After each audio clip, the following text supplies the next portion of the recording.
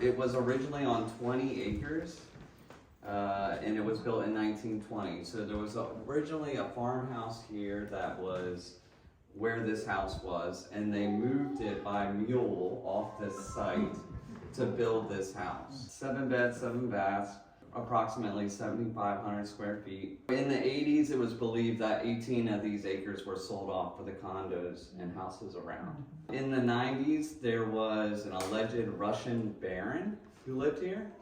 He turned out to be a fraud. He had a Ponzi scheme and built people out of over $10 million.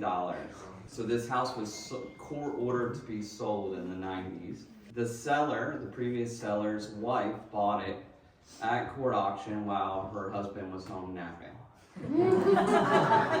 As a good wife does. Yeah. And they got a deal. They got a good deal. Yeah. They lived here many decades together, and then around 2018, she had passed away, so he was just one guy living here, older guy. The house listed for about 2.6, and it was sitting on the market for a couple years, slowly decreasing the price. It was definitely becoming more and more of a fixer-upper as time had gone on. And then Lori purchased it in November of 21, so that's the history. Yeah, so we're putting our stamp on it. So a lot of the things you see, the angels on the wall, the hand-painted, gold, statue-like pictures, that was all the Russian barons. So believe it or not, like a lot of this was 90s rehab. When we bought it, it wasn't like we needed to fully gut it. We need to update, we need to modernize. And when we came and looked at it, I think it was on the market for 1.5. And because they begged us, we looked it up, there was an HOA, so it's not a good candidate for us to do what we're trying to do. But the cool thing, we got it under contract, we did our numbers, we looked up our ARV, we came up with like 1.164, and it was based on what we thought the value was. We negotiated maybe once back and forth, but we did land at the 1.164. So we're like, okay, well, we can see the value. We estimated what the rehab might be, which was totally off. A big house like this, you have big holding costs. So you gotta be safe, right? So we took a risk and, a calculated risk. We started asking for financing, and I just asked one of my girlfriends, investor in Oregon, who do you use to finance? Because you do bigger deals. In California and other areas, deals are normal to be a 1.5 all-in deal, We started looking for money, and really the contacts she gave, they said yes, they would do it. We did have some money on the side from other deals that we could reinvest. It's not like, we were worried about not getting all the financing, but luckily they did 100% financing on the purchase and then 90% of the rehab, that we thought it was going to be. Sorry, my fault. No, it's okay. It's just we are actually getting historic tax credits. This is our first project where we're actually going to do that. It's important that you learn everything. It took us some time to learn. Get a historic consultant. For example, if we painted the stairway risers, they've never been painted. If we had painted them, we would have lost our tax credits because you're not allowed to paint anything that has never been painted.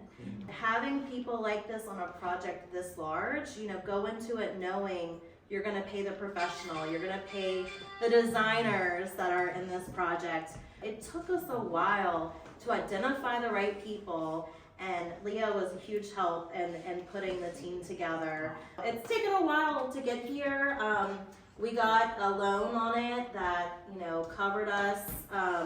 We've had it now, over a year, and we're working on a refinance. We've been kind of shopping that too, and we're finding, multiple lenders will do it. So people will tell you the market's crazy, but as long as you have a nest egg if it goes longer, that's okay. Our appraisal, the last one we got was $3 million even as the ARV. So you're like, okay, well, $1 million profit would be nice. So if it takes a little longer, it's okay. If we have to spend $50,000 on the kitchen, it's okay. So it's getting out of your comfort zone. That's the real growth. So this project is that for us, and there's a lot of love and detail here. We're gonna clear out some trees to have a better view of the water. Like, this listing wasn't even advertised as waterfront. It's really interesting, the professionals that you work with are so important. The right marketing crew to get it sold is gonna be a big deal on this. Design and, updates. There's a lot of details to look at, like the roof is slate outside, and it starts with big pieces of slate, and then as you go up, it moves to smaller pieces, like art. The gutters, we have copper gutters in the back, but the boxes are lead and lead going down. So on the front, yep. So those are like the gutter boxes. I mean, every inch of this house is such an interesting detail. Having the historic consultant going through and saying, that was done in the 90s. I know that doesn't seem that way, but they were the experts and they've gotten us here. The big change is that we're moving the kitchen to here, and we had to get historic to approve that. We're doing a guest bedroom down here. We're gonna have a butler's kitchen, or pantry. And the primary, we're making this like amazing primary bedroom. The bathroom on it is gonna look at the water, and amazing freestanding tub. This walk-in closet is about the size of this room. Closet lounge. Yes, Closet lounge with fireplace. Yes. Being in the $3 million ARV is uncomfortable. You question about every decision you're about to make because you're like, I don't know, $50,000 on the kitchen, and it takes you longer to make the decisions, which costs you more money. So get experts that can give you really good advice. Brooke does her own flips. She's, she knows the value of what we're trying to do. But again, being in the $3 million range, do you want to risk putting in the $20,000 or $30,000 cabinets, and then you have that big high-end, professional, they open the cabinet drawer and they're like, this is what? We're doing the most custom cabinets I've ever seen. Leah and Lori brought me in, and at that point they had demoed the kitchen, which was that room. And Leah called me one day and was like, hey guys, hey Brooke, I really want your input on this house that we're working on, and we're not really sure what to do with the kitchen. So I came out here and we measured. So one of the first things that I said to Lori was, I don't think the kitchen should be in that room. Like, that just doesn't make sense. It's really separated. This doorway was not even here. This was a wall. So you had to welcome to our go. demo. Yeah, so you had to go through the butler's pantry to get to the most used door. The kitchen was really separated, like they used to be back in the day when they had people come and cook for you. And so I said, let's move it in here. And I think Eric was like, we can't because the window's too low. And I was like, oh, but we can. So I started like kind of picking away at that to see if I could design a good kitchen in here. One of the things that I always look for in a kitchen is a big island. Like, I think that a buyer who's buying a $3 million house, they want an entertaining kitchen. They want something that they can gather around, that has good storage. That was hard to work out in this kitchen in particular. We did the best we could, but they're really looking for their wish list. And so as I've looked at the spatial planning of this whole house with Lori, I've wanted to suggest things like, let's move the master bathroom to overlook the river and then use this as a huge closet, because prior there really wasn't good closet space. So you really want to like approach everything as a what's going to be on their wish list and how many of those boxes can I check. So this is our main wall of the kitchen. We've got over here a 48-inch fridge, and then we have lower cabinetry, a 48-inch stove, and then another lower cabinet. Then here we have a large island. I want to say it's 10 feet. I don't remember the exact dimensions. But we have a full 24, it'll be centered right on this window, actually, the island will. So we have a full 24 depth row of cabinetry on one side, a full 24 depth row of cabinetry on the back side, and then an overhang. Very large island. And then over here, we put some lower cabinetry with glass fronts above. We did towers instead of uppers, and a lot of the decisions I made about the design of this space was intentional, We thought all these walls were plaster and that if we disrupted them with the historic tax credits, we'd have to go back with plaster. So I did everything I could to not disrupt the walls. That's why most of your counter space is only in the middle on the island. Oh, thank you. Yes. So this is the kitchen. So this is the glass fronts that I was talking about over there. And something that I added just as a little special to make it feel more custom is we're actually running sconces in between the glass fronts on the cabinetry. We're doing a frame TV up above the fireplace. A lot of people do want TVs in their kitchen. There's not a good visibility from here to be able to see that. And so it'll still look like a high-end piece of art, but can be a TV if people want. And we have to keep fireplaces with historic tax credits, so it was worth designing around. The original fireplace, or can you do Yes. like tile work around it or something? They're very selective on tile. You can paint, and we were able to pop off the gold ladies in the middle. That's the benefit of the consultant. You know, we got the whole team together to make those decisions. Does it have to be a working fireplace or? It does not, but you know, it makes sense if you're gonna spend it, might as well get it working. But the kitchen does keep going past this point, it's even over here, so. Is that where that other Yeah, that's what I'm picture trying to figure out. Yeah. The little, That's yeah, I was what trying I'm to figure out. So over here, my original plan, they told us with this historic tax credits that we could peg these doors. And as long as they were visible from one side, that we could basically cover them. Well, they didn't tell us it was from the main side. We pivoted, we kind of, you know, did the best we could with what they gave us. And so at that point, we had to leave this doorway exposed. So we just did two separate large pantries on either side of the doorway. And then over here, this bathroom that was a hallway to another bathroom, we decided to make that the butler's pantry. One thing that we really struggled with is that the doorway into the butler's pantry is not actually in the kitchen. And that's something that is still really hard to swallow, but with the tax credits, it's not worth losing tax credits to have the perfect scenario. So hopefully it'll be at least a little extra storage for people. They can still use it as backup for preparation space and stuff like that. We do have a second dishwasher in there, and then we also have a warming oven in there as well. So what about the ceiling? Is that gonna stay on nice and decorative? We're gonna whitewash it. So you can see right here, it's actually a decal. It's like a sticker. Yeah. It's not hand painted. Yeah. Yeah, so it's not really the. Right. And in clouds, and then they added the stickers. So. And we've had a few group meetings, like our color consultation meeting. Marissa and I had never, or Lori had ever been through anything so extensive, but I mean, a lot of space, right? This took hours. Yeah. And Brooke's team that expands beyond her, you had an extra 2 with you each Yeah. time. Yeah. So 5 people picking colors for Yeah. each Yeah. wall and each So, room. I'm indecisive. it's just been more collaborative than anything, I think.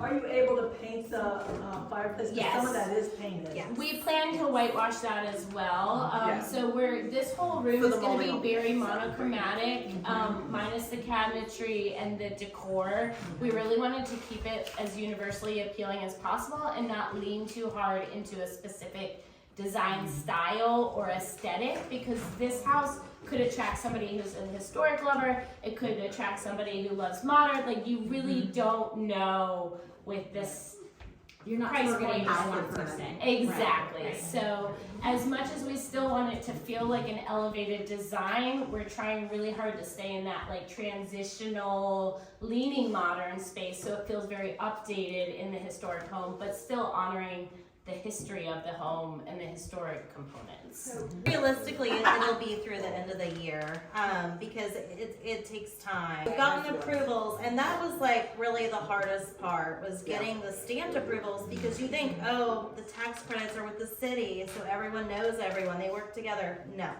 that's not what happens. The city might say yes, the historic people might say no, and it's important that you get the approval on both, you know. So that was a big learning, and then getting the right people. If we could do it over again, we would be much faster at it, because it is a big big hold. Get anywhere over 3 million ARV, we will make a very large profit, or it's worth the hold. So the big thing they focus on for historic are what are the primary areas. So like anything in the hallway, that's gonna be hard to, get them to change, maybe moving the kitchen to the front room. Because they wanna hold integrity to everything in the main areas. The bathrooms, those are secondary. You can do anything in the bathrooms that you want. But trim is a big deal. If you're taking trim off or you're putting new trim, the trim has to be different. You can't take trim off of one area in the house and put it in the new bathroom. They'll disqualify you. They want to know, well, that was an existing trim, so it needs to look contemporary. So we had cool doors, different things we wanted to do. They said no because they were too detailed. So you really need someone that knows what they're doing. And this being our first one, we just did not want to make mistakes. No, yeah, that was added in the 90s. So we literally went through here with the historic consultant, and she told us what was, all the questions, like, are these doors original? Yes, but they added all these detail in the middle. That was added. If you want to take the detail, that's fine, but keep the door, you can paint it, update it that way. Yeah, so we meet our lighting lady tomorrow, and again, I buy off Amazon. I do most of the same thing on every property unless these ladies are helping me on that project. And so for this, we have a lighting consultant, that's gonna go through and help us, but we will have sconces on the cabinetry, and I think we're having the upper cabinetry lights. The uplighting. We'll have some island lighting, so it's like 5 different ways of lighting. Are you able to do cans? So the thing on this, I believe this is plaster above. So we've been going back and forth, and I think tomorrow we'll have an answer on that. Yeah. So that's another thing. Some of these rooms are fully sheetrock and some are fully plaster. So going through each room and deciding, is it gonna make sense to rip up these ceilings? When you start ripping something that has plaster and the lathe behind it and all of the stuff, that's gonna open a whole can of worms. So you gotta decide, is it worth it? The mechanicals, we've already done like full HVAC, we did all the change outs. So they had, upgraded electric and things like that over the years. So they had, a good thing to start with, a good foundation. Sorry, are you using, and this is kind of like you can choose not to answer. Okay. Are you using the same contractors that you've used on your $200 flips, $300 flips? Yeah. That's a great question. Yes and no. So you gotta see like where it makes sense. Like I have a one-man guy that's been painting for us for 10 years. He is more of a handyman. He's not a full company. So, we had companies come through. We had painting quotes just to paint. $140,000. I was gonna ask everybody to guess first. Yeah. And I think it was 140. Eric can speak to that, but it was very large. And so, at that point, we're painting the whole third floor for about $5,000. So, and we'll do probably the second floor for about 10, and more on this floor because we're painting the cabinetry in the ballroom. But we might spend 40,000 painting everything versus 140. So you might have to meet new vendors, but getting a lot of different quotes matters. And they say 2 to 3 quotes every time. Did you have a question? I do. Yeah. Windows with historic properties. Yes. So we were lucky because most of them are in good shape. We do have to rebuild some of them or reglaze, but it's not that many. And, a lot of them are being scraped and painted, so we don't have to upgrade, but that does impact their, electric bill. Sure. So I had always heard from the Historic Preservation Committee that you could take the windows out and get them refurbished, but you had to put the same window back in. Yeah. Is that correct? I don't know, because I've heard some people getting approval for vinyl windows. maybe it's case by case, but we didn't have to go through that because we're keeping them all. Yeah, that'd be tough, I would imagine, Yeah. for this property. So y'all can tell that she's going with her gut on pricing. So just trying to call out some like good lessons for all of us here who rehab. Go with your gut on pricing. Challenge your designer on pricing.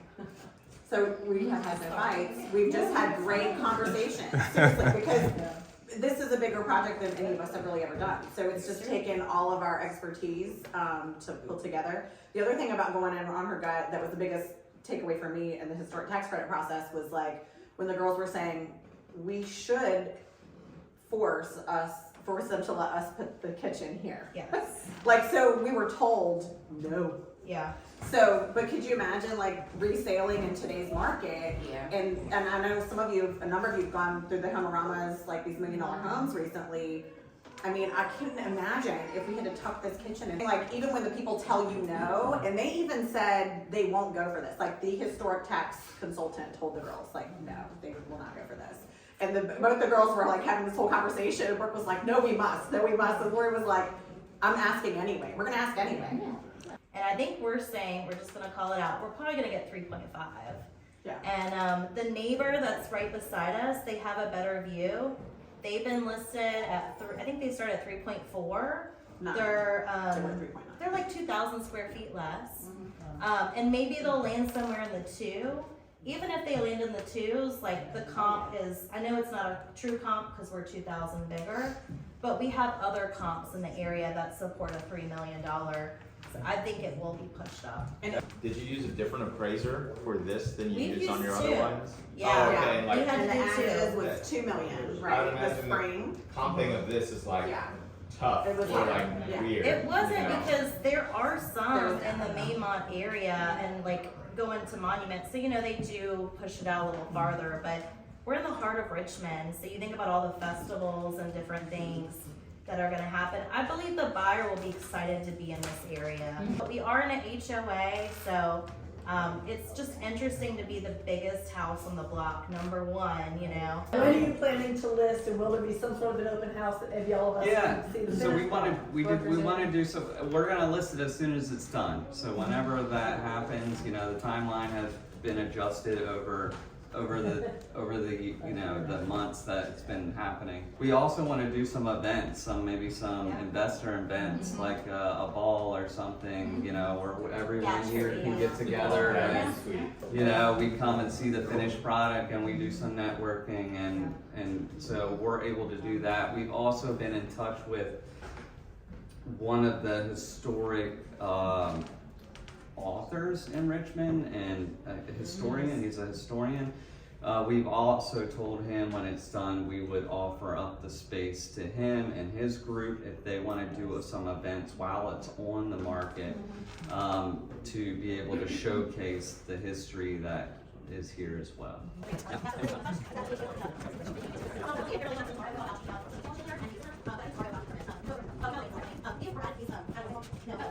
So we're gonna actually paint these medallions in here and just leave them. So we are choosing to leave some things that came in the 90s. But when we bought it, there were these like amazing columns, right? They were like very, you know, yes, that's a great. They were all hand painted too. We removed all of them.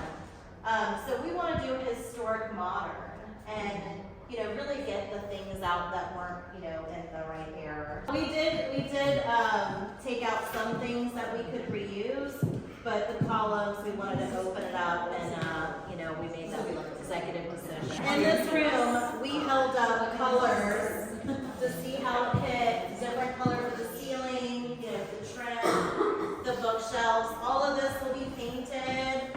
So you can see the colors that we were trying out on the right. It's 3 different colors on that cabinetry. Really testing and seeing what works. That's where we were, you know, at the beginning, but now we're going a totally different direction. Also, that's a good plan to keep the details. Yes. So this floor, all the hardwood is going to be refinished, but in this room, we are buffing this room. So it's protected by dust right now, but if you were to wipe it, you would see these rich colors. We have a room that's on the side The original seller had a huge piano, like right here. So I could see someone using that as like a study or, you know, music room. So you have to think like, what is the seller gonna be doing? Because I don't know many people buying $3 million properties. So we just had to have good conversation and figure out what's gonna work for someone that wants to entertain people.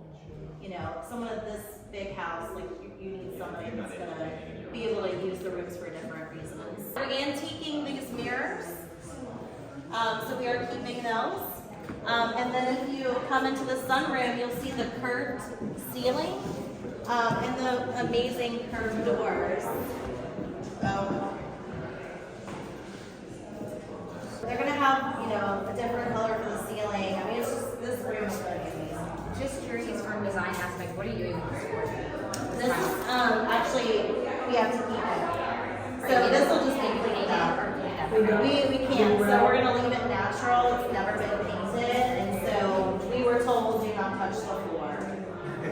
You're gonna be able to reroute places that are. Yes, we can regrout, but as far as painting it And what do you feel with this brick and are any of the fireplaces usable? yes, almost all of that. Yep.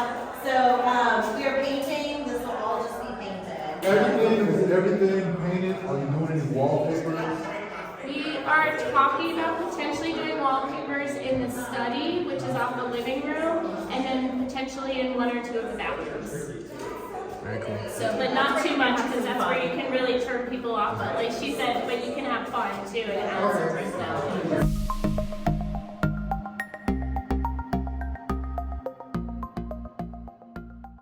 It was at time 2 separate bedrooms, and who knows when they did the renovation, but they combined it to one primary suite. And before, it was a bathroom here that had a toilet and bidet and a regular sink. And then it was another bathroom over here that had a shower, another closet, like 2 sinks. It's like 2 separate bathrooms, right? And then this is just like a walkway through. Like, you could use it. He was an author and publisher, so he used it with his desk right in front of the view. But, you know, wouldn't it be awesome to take like a nice bath right in front of the view? So Brooke helped, like we had already decided that we were gonna do a killer bathroom over here with like a sauna and different things. When we brought Brooke in, she saw it different, and I think it's really gonna change this whole vibe.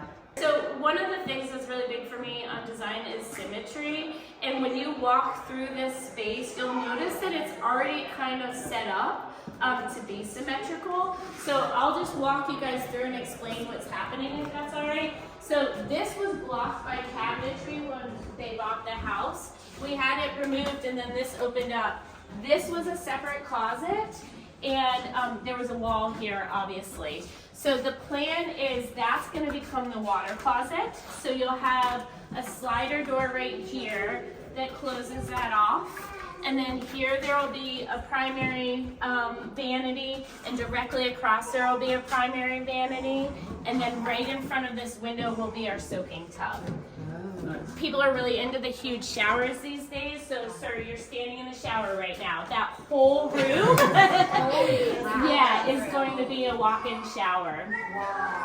So, and one thing we did to create privacy is we moved the door from where it was kind of in the bedroom to where you're standing in the doorway, so that, you know, when you're in the bedroom, you're not seeing directly into the shower. So that was a small tweak we did, and then we removed this wall so that we could absorb that closet. Curious to know what door is gonna go here. It's actually gonna be a glass shower door. Okay. Yes. So what's gonna, is it the whole thing gonna be a glass shower door? Just where he's standing in that doorway, and then the rest will be sheetrocked over, so you won't see in the shower from the bedroom. But it'll be a huge bathroom with This is kind of tight though. This is staying, right? It is kind of tight, but when you actually do the measurements, we still have a 30, I want to say it's a 38-inch walkway. Well, it you is have to have tight. 36, I think. Huh? You have to have like 36 Yeah, or something. it's 30 is the minimum. 30. It is a little tight, but it was literally the best we could. And the Right. reason we did that, because now what was the bathroom It's a huge walk-in closet with a coffee station, a wine station, a seating area. So this whole room, if I remember correctly, it's 24 feet long. So the plan is to have a coffee station right where you're standing. So that'll be kind of like a nice area with a wine fridge and coffee and everything. And then I can't remember, over here we just had Similar vanity, but we were talking about doing a mirror for like getting ready on this side. Are you gonna do anything different, like tile work or anything to the fire, like above this spot here, or is that just gonna be Probably painted? Or? not. I think we'll probably just paint it and put the money into the built-in cabinetry all around. So on that wall, it's going to be all tall cabinetry, and on this wall, it's going to be all tall cabinetry for hanging clothes. And then this whole wall will be a mix of cubbies and drawers and stuff like that for storage. And then we were going to stage it. A lot of people have those big islands with like drawers and stuff. We're just gonna stage it with a nice sitting area right here, because with the fireplace, it's a great like reading room, you know, place to get ready. So to save a little bit of money, we're gonna forego the middle cabinetry and let them add that if they want to. I have a question about what you said. I told her how I really like that door, and she said that she mentioned keeping that door and you were using it for somewhere else in the home. So how are you handling contractors coming in to doing work and like, or even doing the demo with such a big project? Like, who's kind of like in-house saying, wait, no, that door's gotta stay. Yeah. Like, or We've made some mistakes. We gutted almost every bathroom, right? But I wanted to keep it's like a stone on the bottom of the doors. And my contractor, he saved most of them, but like 3, and you know, in one room. So I'm like, yeah, that happens, and now we're gonna have to fill it with just wood. So those mistakes happen. It was a guy who has a crew. The level of detail you need to spend with your guys matters. And if he's just a GC and just passing it on, maybe he's not on site, that's probably not the right person. The guy that's been working on the upstairs for me, he's been working for us for 10 years. He tells me about every contractor that comes through that door, and he critiques their work. Having one solid guy, doesn't have a full crew, but while we're kind of stopped in certain areas, he's been painting all the bedrooms upstairs that aren't really getting touched. So now we can close the door, pop in the light fixture, and those rooms are done. but how do you even find that guy? Just kind of like experience? Yeah, he's just been with us a long time. Yeah, because they'll tell you some guys they'll just last 3 or 4 jobs. It's very rare, and he's like one of the few. I mean, he's our most trustworthy guy, and he was fine coming in here. He's like, I'll work on that if you still need me. You know, he's flexible. But most of the guys that have come through, they're like, we want the whole paint job, or they, so if you start farming out one, then you have to get new quotes. So it's a little bit more work than doing just the GC. I know there's pros and cons, but for us, this is. 2 quick questions. What are you doing on the floor in here? And what are you doing in terms of insulation? And are you able to take down like the wood slat there? Insulate behind it, or how are you doing that? So this is just all a closet. So we're doing carpet, throughout this whole, and it's not just the regular grade carpet. It's definitely a higher quality. It's funny because it was an inspiration from another investor, and they probably have no idea they impacted me in that way. But it was going to an event, it was in Texas, the Quest Expo, and I just bumped into an investor that started the same time as me, and he was just sharing, he just picks up mansions, and he was doing the rental side of it, and I'm like, how do you do this? Like, it was just mind-blowing how casual he was. And he said, I just find the $4 million listing, and I call him up, and we offer him $1 million, and then we ask for seller financing. And I'm like, what? Do people do that? And it was just that idea planted at that event, a side conversation, just a quick catch up. And when I got back, I shared that, story. And I shared it with Ryan, like, hey, is this real? And he's like, I don't know, let's just test it out. So he pulled out his laptop, pulled up MLS, and started calling high dollar properties. And almost everybody said yes to seller financing. We're like, why would this happen? Well, it's different type of seller. They're more business minded. They might want to earn interest.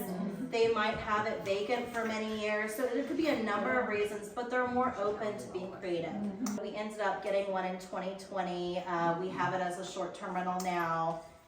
It's in Glen Allen, right off of 95. It sleeps 16, and it's got like tennis courts, a pool, a hot tub, a sauna, a main house, a pool house, a garage apartment, separate areas for privacy. Everyone has like a separate deck. So it's very unique. Is it more corporate events? Well, we thought we would do that, but that was January 2020. So in March, we had just bought this place. So it was a lot of fear. And what I will say, think about who you share your ideas with and your dreams. If I had told it to someone else, they were like, that's not real, we're never going to do that, I probably wouldn't have even pursued it. So share it with people that are going to push that in you. It's really who you're around. And on that big deal, we couldn't get seller financing. They said yes, but it was a divorce deal, so we couldn't do it. And then I'm like, well, that's it, we can't do it. And Ryan was like, why? We haven't even talked to any lender. Why would you even just assume that? And he's right. I was used to buying $100,000, $200,000 type properties, and that one was $800,000. And so that level, it scared me. Well, we shared it with one lender. First lender said yes. And that was eye-opening to me. They saw the value. We did the appraisal. We thought we could make it corporate rental. Well, guess what? COVID shut that idea. We just listed on Airbnb anyways. We had it fully furnished because the seller gave us everything. And today, some of the summer months we're making over $40,000 a month on that one property. And so that's why we were shopping for a property like this, because we did it in 2020. So in 2021, we're like, we're gonna buy another mansion, because it makes sense. So on that big deal, we used private money. It blew my mind. I'm like, wow, I've been in this box. It blew my mind. And so when we started shopping for another, that's how we ended here. But sometimes it gives more money than our entire rental portfolio of long-term rentals. So, you gotta be open to, it doesn't work, what's plan B? As long as you can think of all these other exit strategies, go for it. And so far we've bought a mansion every year. We bought one last year. And so we haven't bought one this year. And we're looking, we do have a big project in sight, which some people would say that we're even crazier, where, we might make maybe $10 million on this next deal. And, how many of those do you need in your career?